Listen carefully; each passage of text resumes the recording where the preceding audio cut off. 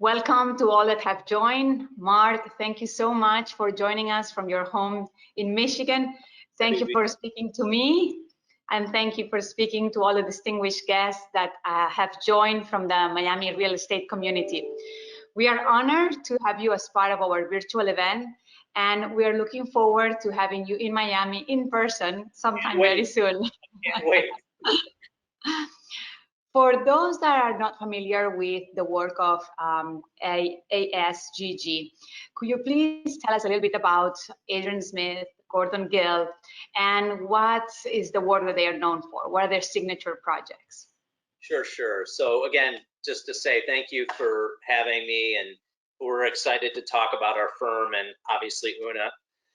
But Adrian Smith plus Gordon Gill Architecture is about a 13, 14-year-old firm in Chicago, and we're dedicated to the design of high-performance, energy-efficient, sustainable architecture.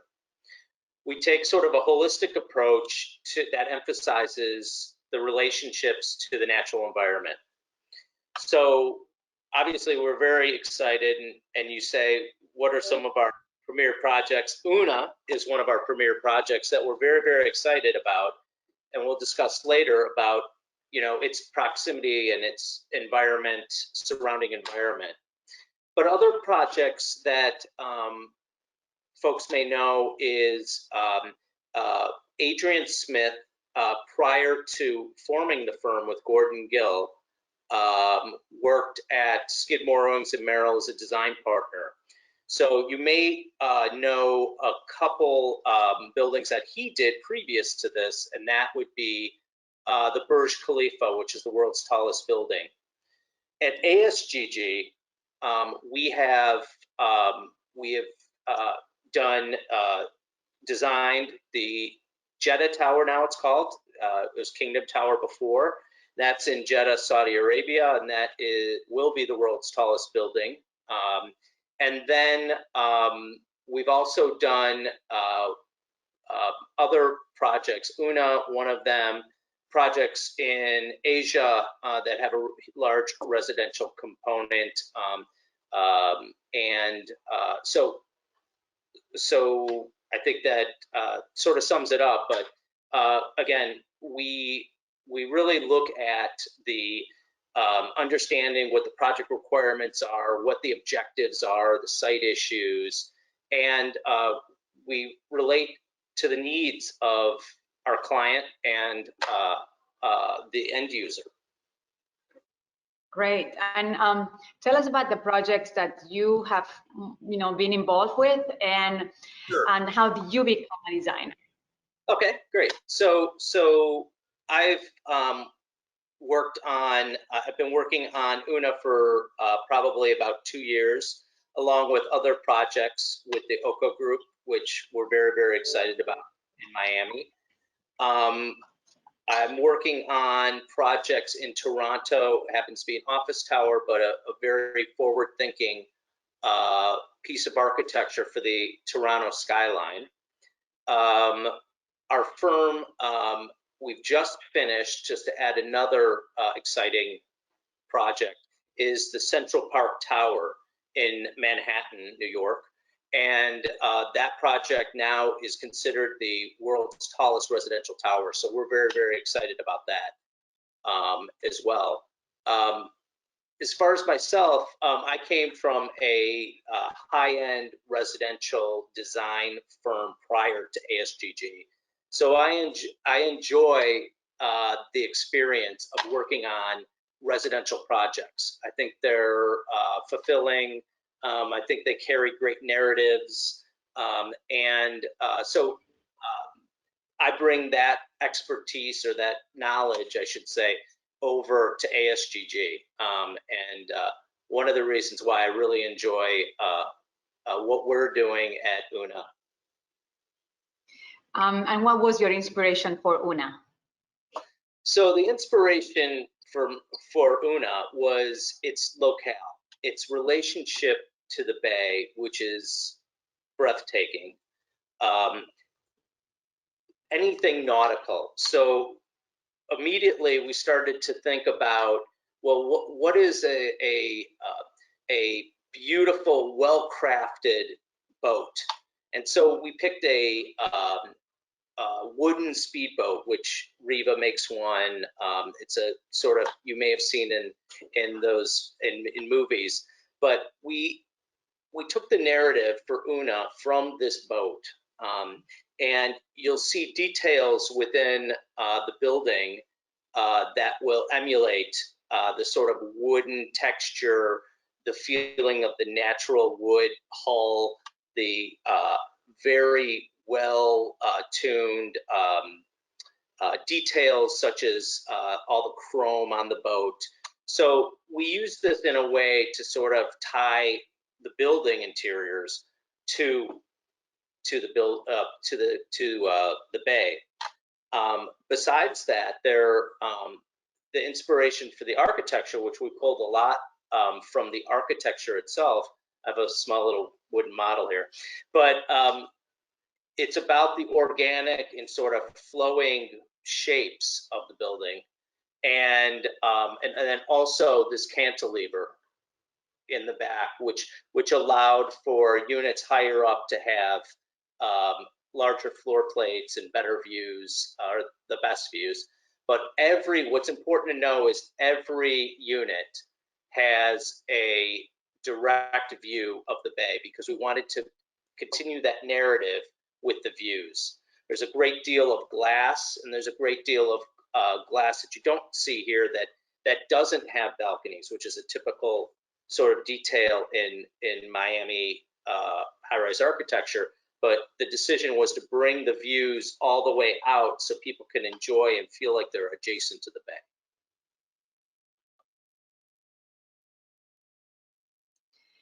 And at Una, like you well mentioned, the relationship with the bay is very important, and it's done sometimes through these beautiful outdoor spaces, which are the terraces. Yeah. So do you have any design tips for a lifestyle that combines the indoor and outdoor experience? Yeah, and that's one of the ways that we were able to give every resident that relationship, was to provide these terraces. And these terraces are oversized in comparison to what you'd usually see maybe for most terraces in the market.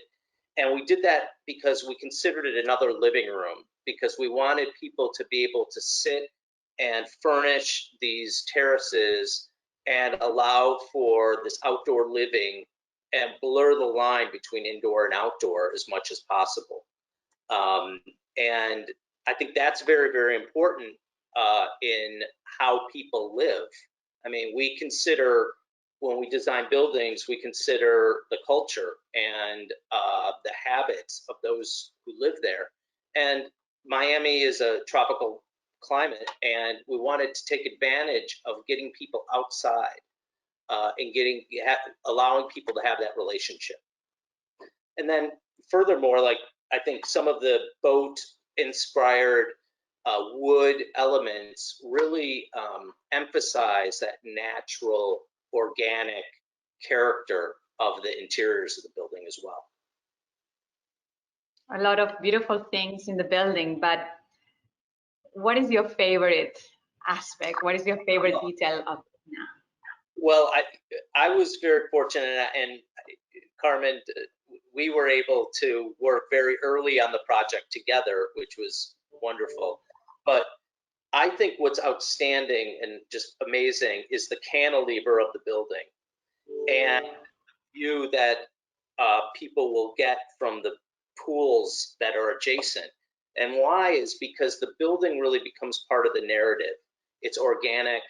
It has a power to it that is that inspires, right?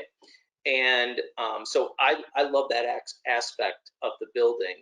As far as the interiors are concerned, I think we're very, very fortunate to develop with Oko Group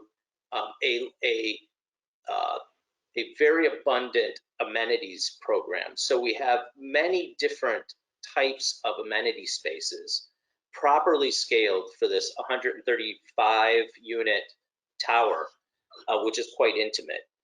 And so we were able to create not only a spa area, but also a social area.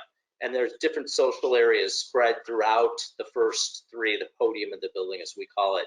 And they're all adjacent to these outdoor spaces, so everyone can enjoy and experience. There's a pool by the bay, and then there's a pool that's protected that to the back of the building that is a larger, more spa-like, like resort-like pool area with different pools. But all of that taken in with this cantilever, because you're going to really be able to see that, and that excites, that inspires me.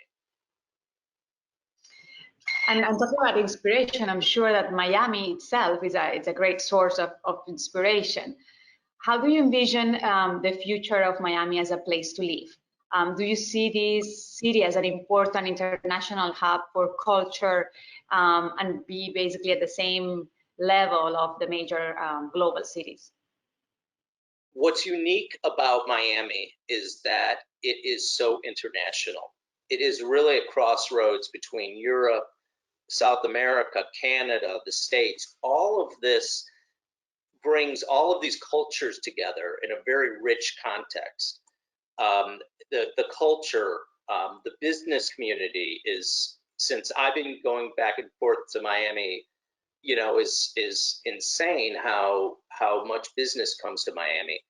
But you put that in relation to like a neighborhood that Una's in, where it's a very established, very livable environment, and for a scale building of 135 units compared to what else is there, this only emphasizes that sort of neighborhood feel, which I think is really, really important to Miami. But Miami is onto itself. It has a character different than anywhere you know, I know, and really exemplary of just people coming together and just being a rich melting pot. But I really feel that like a building like Una also is a building that people can either be a single or a couple or bring a family. It's because of its environment and because of where it's located. It's adjacent to really everything, but still in a very quiet locale. And as an architect, when they call you to say, we want you to come and design something in Miami, how do you feel? How do you feel that Miami is basically attracting all these wonderful star architects? Well, I'm not going to take credit for it, because Adrian and Gordon really brought to this project really that international feel. We've been fortunate to work all over the world with all different environments. There's world-class architecture popping up everywhere in Miami. It's an absolute museum of architecture in a way. And Adrian and Gordon, through the formative architecture and the capturing of views and the form of the building, really have created something that's in a way a little bit, I guess, iconic or memorable in this portion of Miami. It's, you know, really amazing to see what is going on, even everything from design district to what's some of the new developments on South Beach to what's going on over here and even south of us. It's remarkable. And something that, I mean, it's obviously in everybody's mind, and I think it will be interesting to our audience. Do you think the current pandemic might influence the design of the future and the design of the buildings, especially?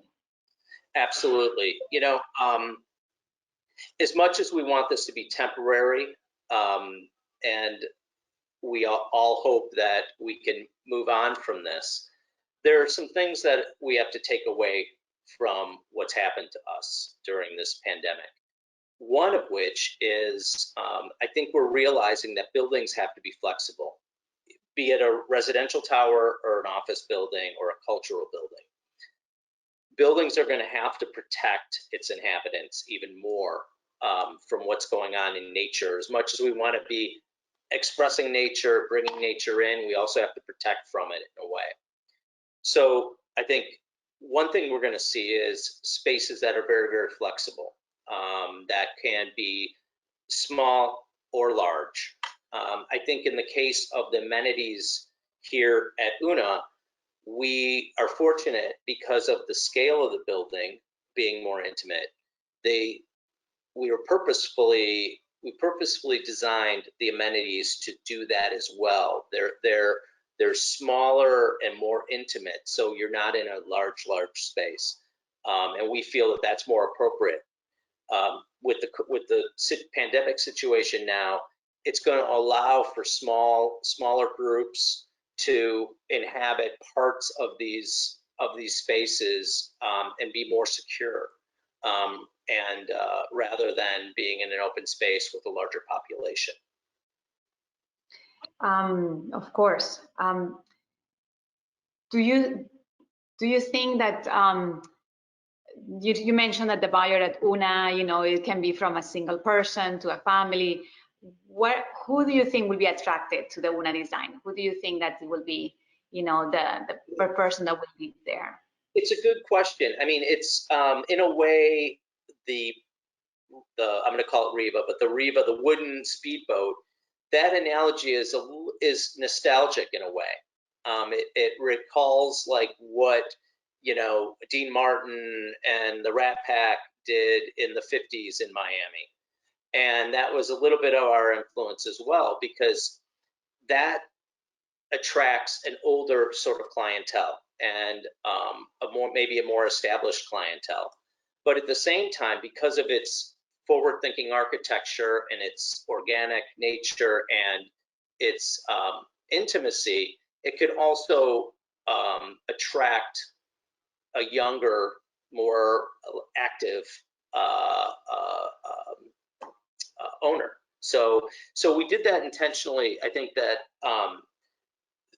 that it's important to not make something so specific for one particular type of clientele, and sort of exclude others. But I think in UNA, it's a good example where, because we have different size units, they're situated differently in the tower. It could be anything from a family with kids to a retired couple to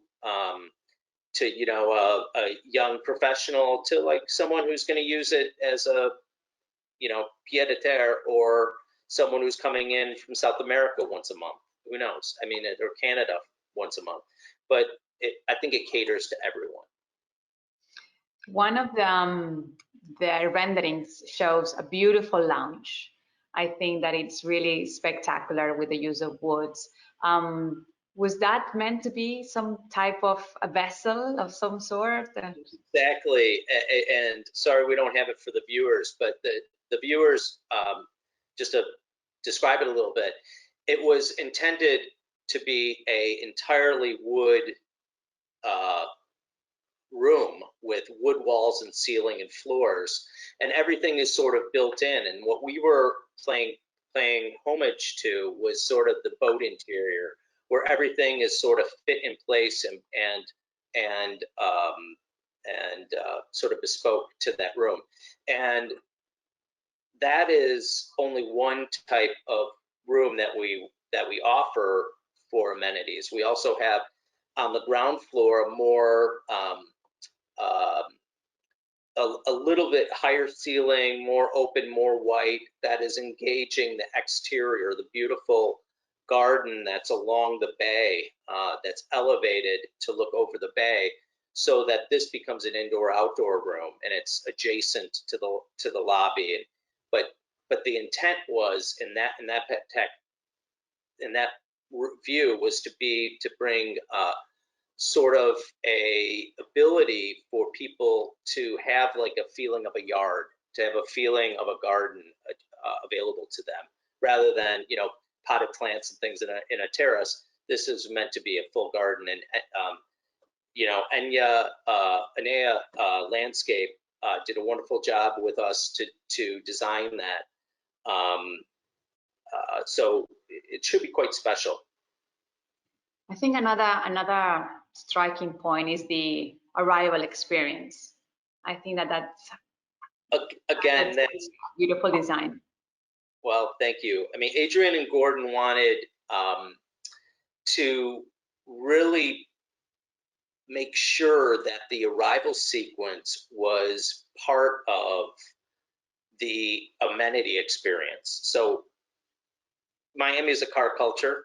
There's a lot of wonderful cars. I think it's important sort of culturally. But when you drive into the Port Cochier there, it is an enclosed space with a wood ceiling to, again, be that vessel that you sort of drive into.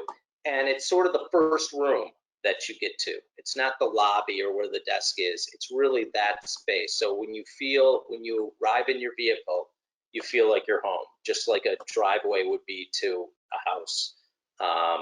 And so it's very exciting to be able to bring some of the interior architecture out into that space. And I think Adrian and Gordon really wanted that continuity. And it should be quite exciting. I can't wait to see that come to life.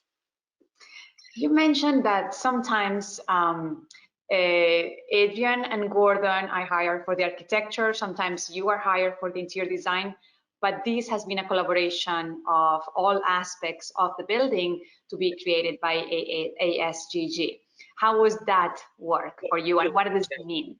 It was fantastic, and just to clarify how, you know, what Adrian and Gordon and I work on together is really the complete package here. And we were very fortunate due to our client to be able to do everything on this building, from architecture through to the interiors. And that creates a very cohesive design, which we're excited about. But Adrian and Gordon have everything to do with everything. But the team is what really, in my opinion, let it all happen in a way. We had a wonderful client team from Oko Group under the leadership of Mr. Dornan and Revolta Architecture as our local architect, Anea Landscape, obviously Fortune. We had a great time meeting several times, and then the entire contracting team that's well underway because they broke ground. They demolished the sales center, which was another one of our projects that we loved because we were able to recreate what was potentially a view. But we're excited. The team's great, and I'm sure it will show in the final product of the building. Was there ever any disagreement, or was it always like the exterior design gets done first and then the interior design, or sometimes it's the reverse? How does it work? Well, the way, just from our point of view, the way that Adrian and Gordon like to build the project in a way is, and we were very fortunate again here, is the interiors and the building form worked hand in hand. So it was a constant collaboration of doing studies on floor plans, which we worked with Fortune and the local architect on, and developing those to really benefit the form of the building. So next to all of these beautiful deep terraces are beautiful living rooms, and, you know, open kitchens in some locations. And, you know, so it all sort of, it all flowed into each other. But no, there weren't any, when you have that, there aren't any true, you know, it's more of a discussion more than anything.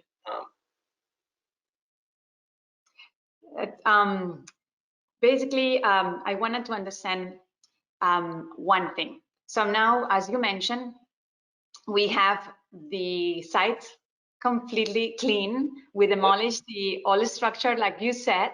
Unfortunately, I know it was your creation, but now we are very excited. Sales center, yeah.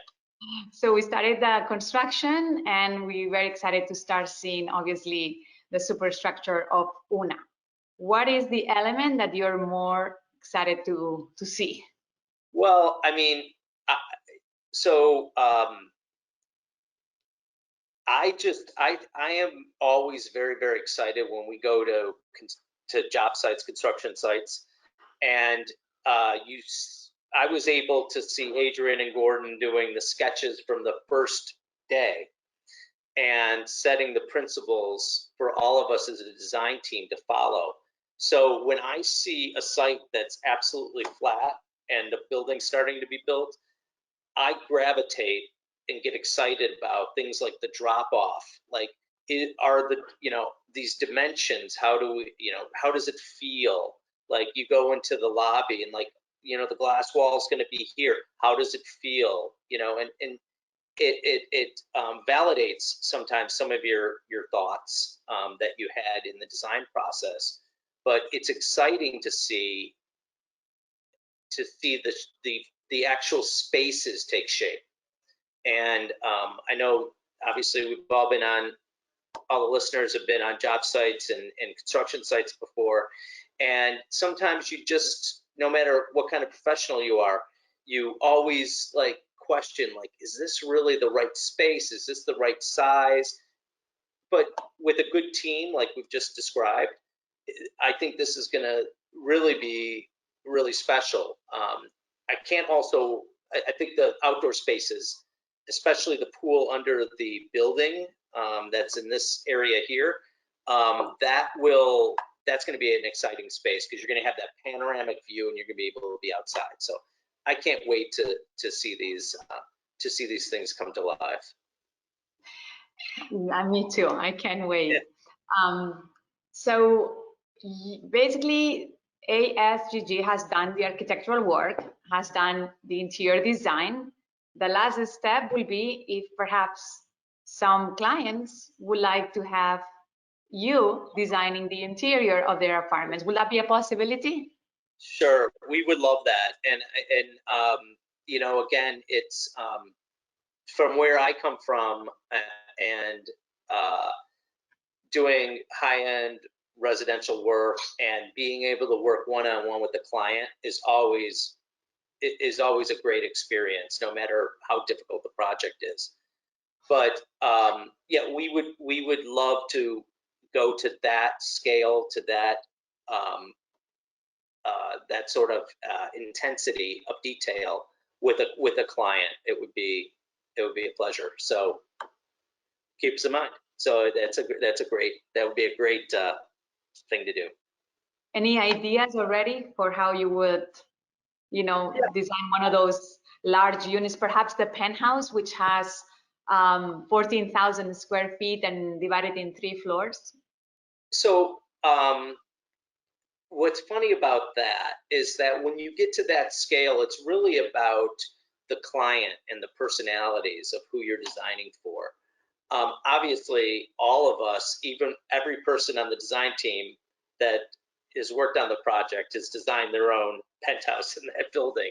So, it really depends on what the personalities are, and just like I think this project's personality really reflects, I think, Oko Group and what they bring to this kind of project, and that was very, very important to us. So yeah, if I'd love to meet the penthouse buyers, and I'd love to talk them through some ideas.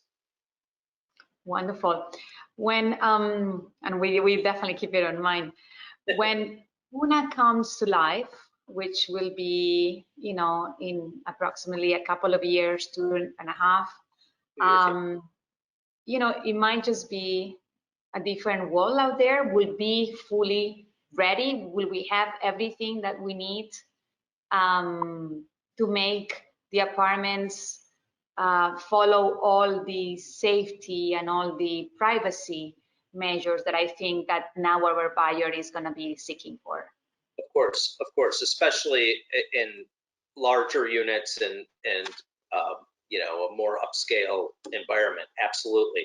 So the building, and I'm not going to speak for Adrian and Gordon and the architecture team, but the building is designed to meet all of the brand new standards that new projects have to follow in Miami, especially. And we've worked very, very hard with our local architects to make sure of that. And with regards to future-proofing the units, one advantage to a building like this versus something of a larger scale, say, is that there's only 135 units. And because of that more intimate size again, there's more opportunities to upgrade or to do whatever a particular buyer would need or require for security. Sometimes owners require special security, and that can all be accommodated, especially the way that the public spaces in the amenities are laid out. You know, I think, and its location, because it's sort of at the end of the street and next to a park and all that. I think this project is really well suited, but everything's been considered through all of the consultants, all of the most current standards have been met. It's a state-of-the-art building. Thank you so much. You are currently in Chicago. Yep. Still kind of chilly out there. Yeah, it's nice today, yeah. We've heard that the Northeast and the Midwest, because of the characteristics of the climate, because of the, you know, possibly the big cities not being so appealing anymore, we might expect an influx of buyers in Miami from those areas. What is your feeling since you are there? I could very well see that. I mean, you know, between New York, Chicago, Los Angeles, Miami offers really everything as far as business, culture, all of that maybe people in those older cities, not that Miami's new, but that older cities might have more established. But Miami has it all. And with the climate that's there, I mean, it would, you know, I have friends through this pandemic that have gone to their places in Miami or Fort Lauderdale or Southern Florida because it's warmer, it's more comfortable, everything's available there, and it's a more outdoor. The outdoor living is more healthful. You know, not being confined with other people in closed spaces for any sort of issue with illness, spread of illness. So being outside is really more healthy in a way. And Miami actually offers a lot of that just because of its climate. So yeah, I could very well see a migration into other cities that have better environments, weather and environments, as well as you know, intimate-sized buildings like this. I mean, the building is an intimate building, and even compared to its neighbors, there are some larger, you know, buildings down the road there, and this is just very, very intimate and controllable. Thank you. And going back to design, yep. Do you see any particular trends, like not like in the big building, but inside of the homes? Sure, any particular trends that you might want to share with us that, you know, will be like a sneak preview of things to come? Sure. I mean, I think one thing that has become more of not a trend, but more of a normal kind of thing, is integrated kitchens where all of the appliances and whatnot are fully integrated sinks and countertops, just for cleanliness, number one.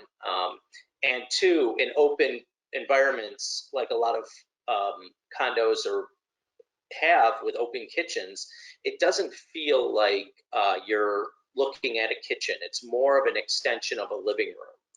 So you're seeing a lot of that sort of integration.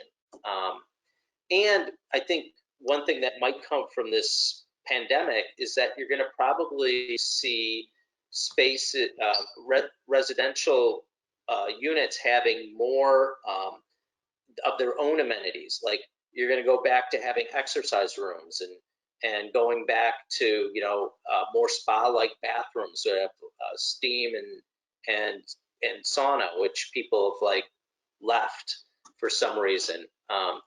And also having access to some sort of exterior, some sort of private terrace. But people, I think, will start nesting again and sort of coming together in their own homes. So you're gonna have a need to have a lot of these kind of space and work from home. I mean, offices. I mean, everyone has to have full access to everything from their residence and be able to conduct work at home. And I think that's something that is going to resurge now. They sort of like come and go, these kind of trends, but I think now they may stay, just to make your home more flexible.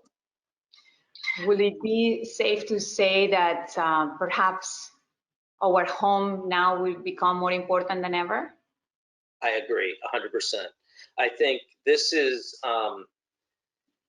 been quite an exercise to have this pandemic and everyone having to work from home. I know one thing as a firm that embraces technology and research and performative design, you know, Adrian and Gordon and our teams are all working very, very closely. We were scared that, okay, the week one, we wouldn't be able to work with each other. But because of technology, which, you know, I think will be a mainstay in people's homes, because of technology, we're even doubting that we should even go to an office. Twitter just announced that they will not be going back to their offices ever. They will never go back to their office. Everyone will work from home. So you may see companies that are starting to mandate this, and people are going to have to accommodate, and they're going to have all of that at their, you know, within their home. I agree. I definitely think that we're going to see different, you know, lifestyles happening, and for that, obviously, design firms have to be on top of all these trends. They have to adjust. I mean, it's like, I mean, all of our real estate, all of our businesses, you do have to be flexible. You know, it's like, how do you show a house when no one can go out? You know, how do you do that? How do you sign contracts when you can't have, you know, face-to-face? You adapt. You have technology that helps you. You have new ways of doing it. You know, here's a key or whatever, you know, they're expecting you kind of thing. But all of these occupations, all of us as professionals have to be able to be flexible and be ready for change. Yes, and this is something that is changing before our eyes, basically, that it's happening just right as we speak. I have a couple of questions that I'm getting from our audience. One of them says, because we are right now at the beginning, you know, phase of the construction, would it be possible to change the layout of the apartment and make it your own, to design something completely, you know, personalized?